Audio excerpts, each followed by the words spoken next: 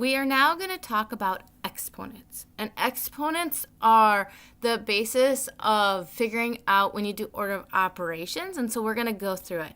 So basically what an exponent is, it's going to be when you have a number to a power.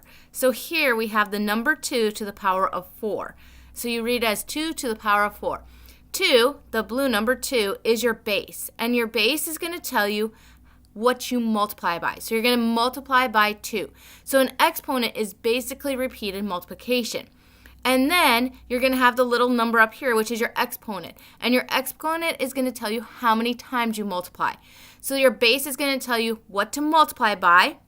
Your exponent is going to tell you how many times. So this is exponential form, the middle part. And on the top, we have the expanded form. So expanded form is going to tell you what you multiply by is 2 and how many times is 4. So 2 times 2 times 2 times 2. And then if you have it in standard form, that is just solving it. And so when you get to standard form, if you have standard form is 16, that is just solving it out. And when you have an exponent, you can have a special kind of exponent called a perfect square.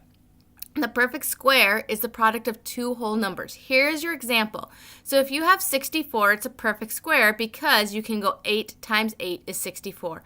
Another perfect square, if you go 4 times 4, that's going to be 16. That's another perfect square. 3 times 3 is 9. That's another perfect square. And so with exponents, you have an exponent, which is going to be an exponential form, 2 to the power of something, or it could be 3 to the power, 4 to the power. The base could be any number, and that's going to tell you what to multiply by. And the little number on top is going to tell you how many times. And so that is what an exponent is.